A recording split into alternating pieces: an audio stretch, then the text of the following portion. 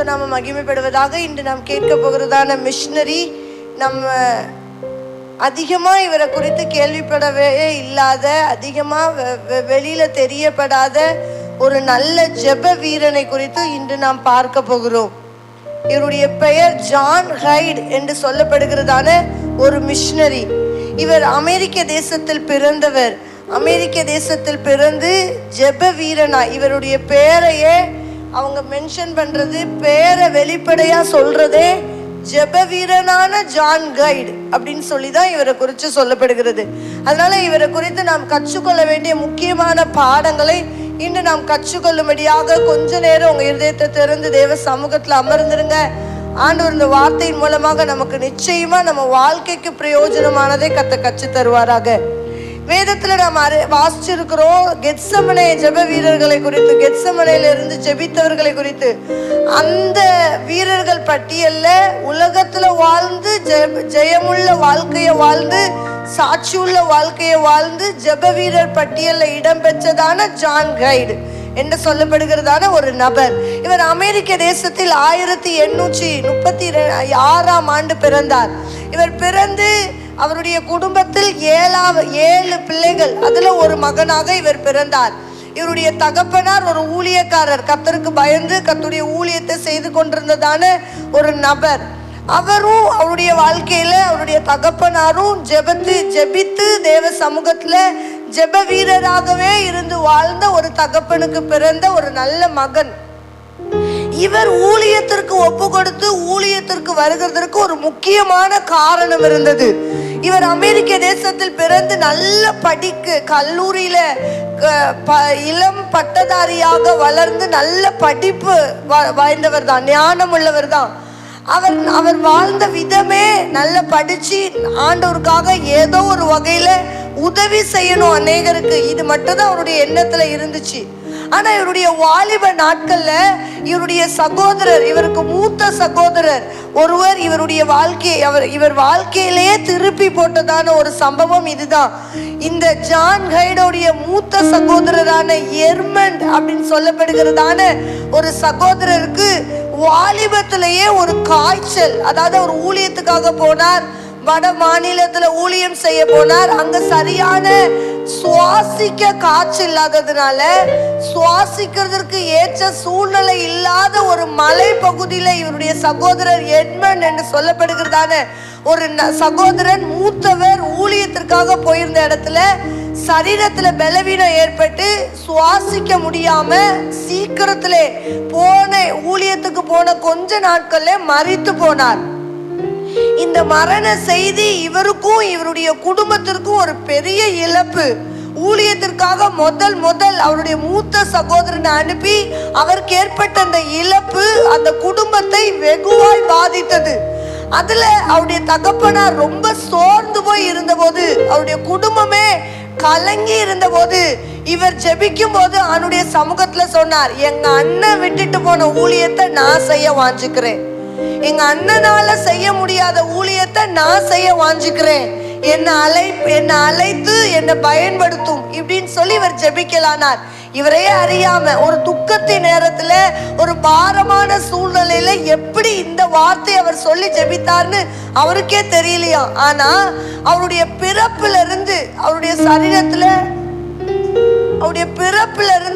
சரீரத்துல ஏற்பட்டதான ஒரு சில குறைவுகள் இவரை ஊழியத்திற்கு போகிறதுக்கு தடையா இருக்குமோ அப்படின்னு பயந்தார். ஏன்னா அவருக்கு சரியா காது கேட்காது, காது மந்தமான சூழ்நிலையில பிறந்தார்.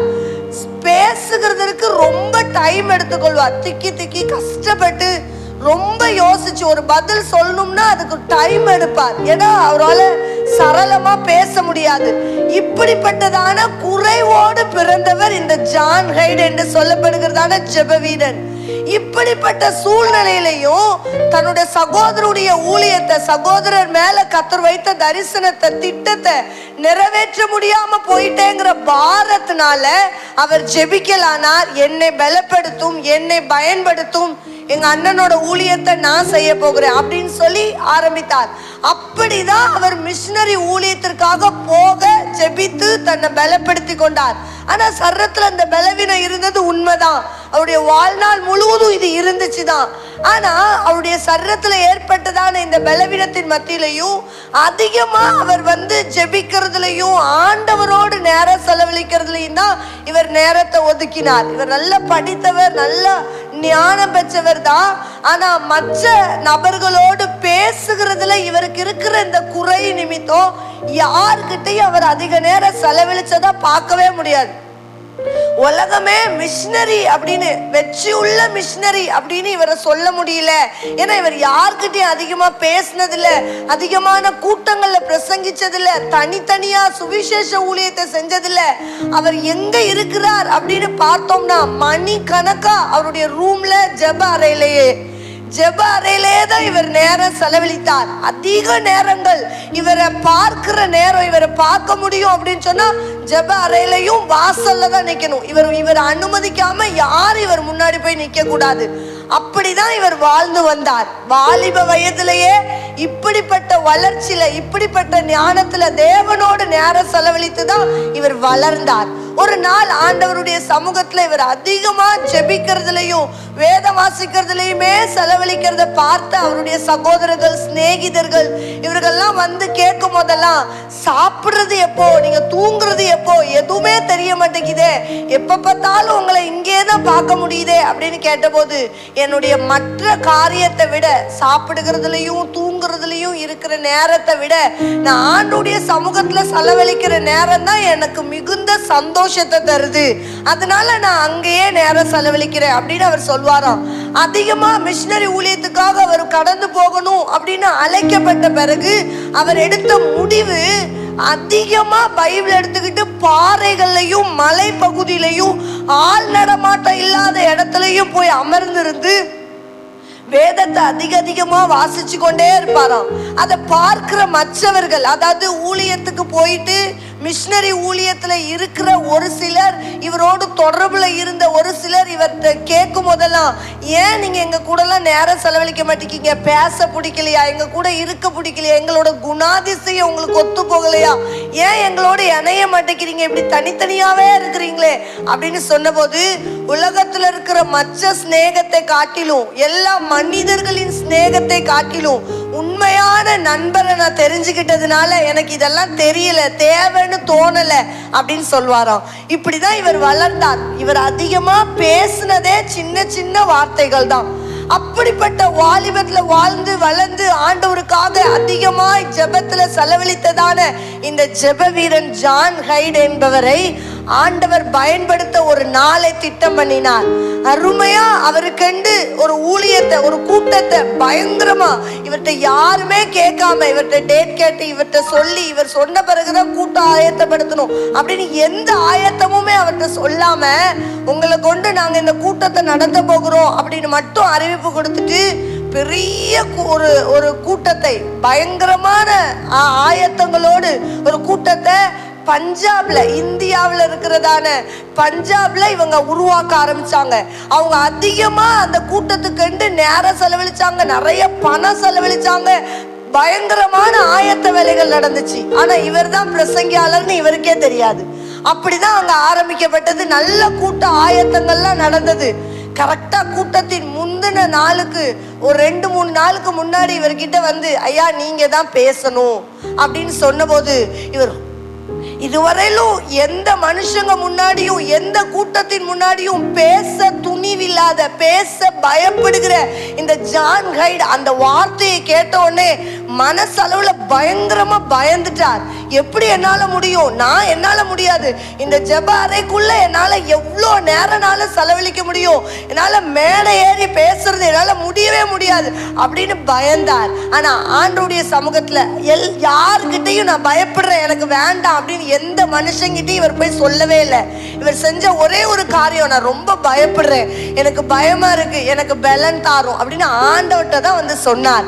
மணிக்கணக்கா தேவ சமூகத்துல வந்து அமர்ந்திருந்த ஆண்டவரே, இதுவரையிலும் நான் ஒரு இடத்துலயும் ஒரு கூட்டத்திலையும் ஒரு நபர்கள் முன்னாடியும் நின்னு பேசாத என்னை இப்படி ஒரு ஆயத்தத்தை பண்ணிட்டாங்க. இப்போ ஒரு கூட்டத்தை எனக்கு முன்பாக இருக்கிறது, நான் என்ன செய்யணும், நான் என்ன பேசணும் அப்படின்னு கேட்கலானார். அப்போ ஆண்டவர் அவர் கூட நிறைய ஒரு ஃப்ரெண்டு மாதிரி நிறைய காரியங்களை கற்று கொடுத்தார். பல மணி நேரம் பேசுகிறதற்கு தகுதியான அநேக செய்திகளை, கர்த்தருடைய வார்த்தைகளை ஆண்டவர் கொடுத்தார். ஆனா எல்லாத்தையும் எடுத்துக்கொண்டு ஆயத்தத்தோடு அந்த கூட்டத்தின் முதல் நாள் கூடுகையில போய் நின்று கரெக்டா 15 நிமிஷத்துக்கு மேல அவரால் பேசவே முடியல. கர்த்தருடைய வார்த்தைய அவர் மணிக்கணக்கா பேசுகிறதுக்கு எல்லா குறிப்புகளும் இருக்கு. ஆனா 15 நிமிஷத்துக்கு மேல அவரால் அவருடைய அனுபவத்தை, அவருடைய ஜெப வாழ்க்கைய, அவருடைய ஜெயமுள்ள ஜெப வாழ்க்கைய அவரால் பேசவே முடியல. 15 நிமிஷம் முடிந்தது. இனிமே ஆண்டவர் என்ன பேச அனுமதிக்கல, எல்லாரையும் எழும்பி ஜெபிக்க சொல்லுகிறார் அப்படின்னு சொல்லி, அப்போ 15 நிமிஷத்துக்கு அப்புறம் ஜெபிக்க ஆரம்பித்த அந்த ஜெபம் கிட்டத்தட்ட 9 மணி நேரம் ஜெபத்துல போனுச்சாம். 9 மணி நேரம் ஜெபித்தாராம். யாருமே என்ன இவர் இப்படி ஜெபித்துட்டே இருக்கிறார், என்ன சொல்றாரு, எதுக்கு ஜோமனும், அந்த சலிப்போ அந்த வெறுப்போ எந்த மனுஷனுடைய முகத்திலையும் தெரியவே இல்லையா. அவ்வளோ பெரிய கூட்டத்துல யாருமே 9 மணி நேரம் போனதை கண்டே பிடிக்கலையாம். கிட்டத்தட்ட இவர் 15 நிமிஷம் பேசி முடிச்சதுக்கு அப்புறம் ஆரம்பிக்கப்பட்ட இந்த ஜெபம் எப்ப முடிஞ்சிச்சுன்னு யாருமே கண்டுபிடிக்க முடியாதபடி தன்னை மறந்து தேவ சமூகத்துல அமர்ந்து ஜெபிக்கிற வல்லமைய இந்த ஒரு நபர் மூலமாக கர்த்தர் கொடுத்தார். இந்த ஜான் கைட் அவர்கள் ஜோமன ஆரம்பிச்ச நேரத்துல இருந்து முடிக்கிறதுக்குள்ள அந்த கூட்டத்துல இருந்த அநேகர், இதுல இந்த எழுத்தாளரே ரொம்ப ஆச்சரியமான வார்த்தைகள் எல்லாம் சொல்லி அந்த ஜெபத்தை மகிமையா பிரசித்திப்படுத்துகிறார். என்னன்னா, கூட்டம் பயங்கரமா இருந்துச்சாம். எல்லாம் அங்கங்க தனித்தனியா நின்னு கதற ஆரம்பிக்கிறாங்களாம். எதுக்கு அழுறாங்க, என்ன சூழ்நிலை, இங்க என்ன நடக்குதுன்னு சுத்தி இருக்கிறவங்க எல்லாம் ஆச்சரியமா பாக்குற மாதிரி அந்த கூட்டம், அந்த ஜெபம் ஒரு ஆச்சரியத்தை தந்துச்சு. எல்லாரும் கதறிக்கிட்டு இருக்கிறாங்களாம், அழுறாங்களாம், அழிந்து போகிற ஜனத்தை நினைச்சு கண்ணீர் வடிக்கிறாங்களாம். இந்த ஜெபத்தை நிறுத்த முடியவே இல்லையா. இப்படி முதல் நாள் கூடுகைய கர்த்தர் ஜெபத்திலேயே நடத்திட்டு போய் ஏதோ யாரோ நிறுத்தின மாதிரி அந்த ஜெபம் நிறுத்தப்பட்டு ஆவியானுடைய நடத்துதல்ல ஜெயமாய் முதல் நாள் கூடுகை நடந்து முடிஞ்சிச்சு. இப்போ இவருக்குள்ள இருந்த பயம் சுத்தமா இல்ல. அவர் மனசுக்குள்ள இருந்த பயத்தை பூரமே தள்ளிட்டு, நான் போய் சும்மா மேடையில நிக்கிறேன், ஆண்டவரே நீர் நடத்தும் அப்படின்னு ஆண்டுடைய சமூகத்துல தன்னுடைய பலனெல்லாம் கொடுத்துட்டு 3 நாளும் அந்த கூடுகையை சிறப்பா செய்து முடிக்க கர்த்தர் கிருபை செய்தாராம். முதல் கூடுகையே ஆண்டுடைய பலத்தினால, ஆவியானுடைய நடத்துதல்ல இப்படி ஜெயமாய் நடந்த உடனே அதுக்கு பிறகு அவரை சும்மா இருக்க ஆண்டவர் விடவே இல்லை. ஜெபித்துட்டே இருப்பார், மணிக்கணக்கா ஜெபிப்பார். இவருக்கு ஒரு குடும்பம், இவர் திருமணமானது எதுவுமே சொல்லப்படலை. அவர் திருமணமே பண்ணலையாம். எனக்கு எந்த மனுஷ தயவும் வேண்டாம், ஆண்டவர் மட்டும் போதும் அப்படின்னு சொல்லுவாராம். அதிக நேரம் அவர் சாப்பிடுறதுக்கு அவருடைய நண்பர்கள் போய் கூப்பிட கூட தயங்குவாங்களாம். எப்படி டிஸ்டர்ப் பண்றது, நல்ல ஜோம் பண்றார், கண்ணீர் வடிக்கிறார், கண்ணீரோடு உட்கார்ந்து ஜோம் பண்ணிட்டு இருக்கிற மனுஷனை தட்டி வாங்க சாப்பிடுவோன்னு கூப்பிட மனசு வர மாட்டேங்குதே அப்படின்னு அவரை எதுக்குமே டிஸ்டர்ப் பண்ணாம நிம்மதியா அவரை ஜெபிக்கிறதுக்கான சூழ்நிலைய ஆண்டவரும் அவரோடு கூட இருக்கிறவர்களும் உருவாக்கி கொடுத்தாங்க.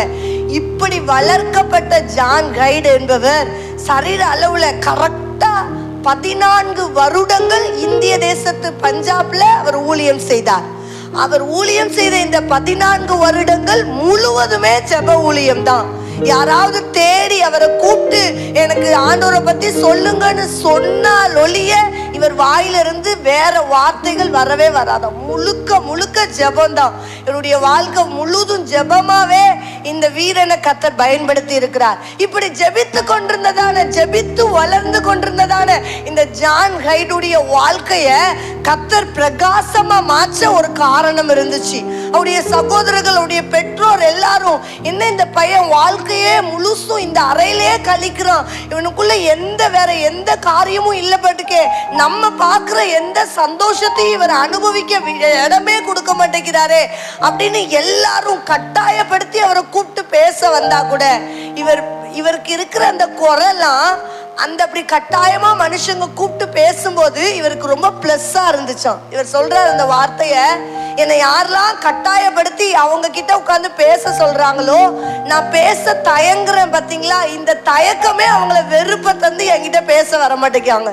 என்ன ஒரு கேள்வி கேட்டா பல மணி நேரம் எடுத்துக்கிறான், என்ன பையன் அப்படின்னு அவங்களுக்கே சலிப்பு தட்டுற அளவுக்கு என்னுடைய பலவீனம் இதுல ஒரு பிளஸ்ஸா இருந்துச்சு. ஆண்டவர் எனக்கு நேர்த்தியாதான் இது. நம்ம எல்லாம் நினைக்கிறோம், ஒரு பலவீனத்தை பார்த்தோன்னே, ஒரு காய்ச்சலை பார்த்தோன்னே, ஐயோ நான் ஜோமனை போகணும்னு நினைச்சனே, இப்படி தலைவலிச்சு என்ன போவிடாம பண்ணுதேன்னு கிளம்பி உட்கார்ந்துருந்தவங்களும் போய் படுத்துக்கிறோம். ஆனா இந்த நபர் தன்னோட பலவீனத்தை சந்தோஷமா எடுத்துக்கொண்டார். எதுக்காக? எந்த மனுஷனும் என்னை தேடி வந்து பேச விரும்பல, ஆண்டவர் மட்டும் என் சத்தத்தை கேட்க ஆசையா இருக்கிறார், அது போதும் அப்படின்னு தேவ சமூகத்தையே தேடலானார். அப்படி ஜெபித்து கொண்டிருந்ததான இந்த நபருக்கு, இந்த விடா முயற்சியோடு தேவ சமூகத்துல ஜெபிக்கிறதான இந்த நல்ல ஊழியக்காரன் ஜெப வீரனுக்கு அந்த உலகத்துல அவருடைய சரீரத்திற்கண்டு, தன்னுடைய சரீர பலத்திற்கண்டு அவர் எந்த முயற்சி எடுக்காததுனால சீக்கிரத்திலேயே தன்னோட 46வது வயதுல, ஜான் ஹைட் என்பவருடைய 46வது வயதுல 1902ஆம் ஆண்டு பிப்ரவரி மாதத்துல இவருடைய சரீரத்துல ஒரு பயங்கரமான பலவீனம் வந்துச்சு.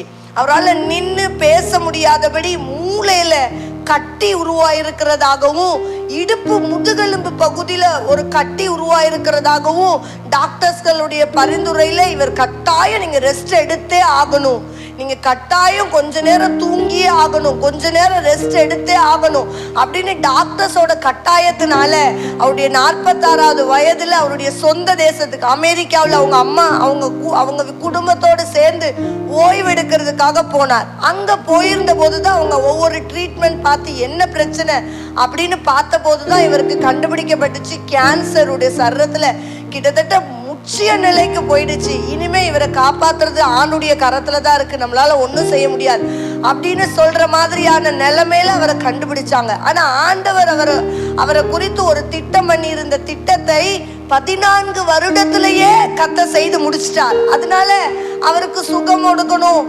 அவருக்காக சுகத்துக்காக தேவ சமூகத்துல போய் கதறணும், இந்த எண்ணம்லாம் ஜான் ஹைட் அவர்களுக்கு வரவே இல்லை. நான் ஊழியத்தை செய்ய வந்தேன், ஆணுடைய சமூகத்துல ஜெபிக்க வந்தேன், மன நிறைவா ஜெபித்து தேவ சமூகத்துல நான் உறவாடி கொண்டிருக்கிறேன். இப்ப எடுத்துக்கொண்டால் நான் மறுபடியும் அவருடைய பாதத்துல அவருடைய மடியில போய் உட்கார்ந்து சந்தோஷமா அமர்ந்திருப்பேன், எனக்கு இது தேவையே இல்லை அப்படின்னு சந்தோஷமா சுகத்துக்காக அவர் ஜெபிக்கவே இல்லையா.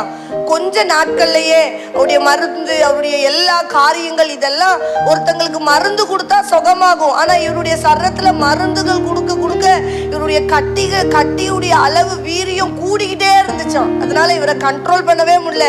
அதனால வேற வழி இல்லாம பிப்ரவரி மாதம் 2ஆம் தேதி 1902ஆம் வருஷம் தன்னோட 46வது வயதுல இவர் மரித்து போனார். கர்த்தருடைய சமூகத்துல எடுத்துக்கொள்ளப்பட்டார். இந்த சீக்கிரத்திலே என் பிள்ளைய மறிச்சிட்டானே அப்படின்னு அவங்க அப்பாவுக்கும் வருத்தம் இல்லை, குடும்பத்துக்கும் வருத்தம் இல்லை.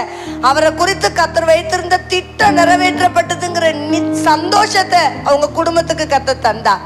இதுல இருந்து நாம என்ன தெரிஞ்சுக்கிறோம் அப்படின்னு சொன்னா, ஒரு ஜெபிக்கிற மனுஷனுக்கு உலகத்துல இருக்கிற மற்ற காரியங்களை விட தேவ சமூகத்தின் மேல ஆசை வந்தாலொழிய அவன் ஜெப வீரனா மாற முடியாது. தேவ சமூகத்தின் மேல இப்படிப்பட்ட ஒரு ஆசை. அதுக்காக நானும் கல்யாணம் பண்ணாதீங்க, யாரையும் தேடாதீங்க, மனுஷன் உறவே வேணாம், சாப்பிடாதீங்க, பட்னியா கடங்க, இப்படி எல்லாம் நாங்க சொல்ல வரல.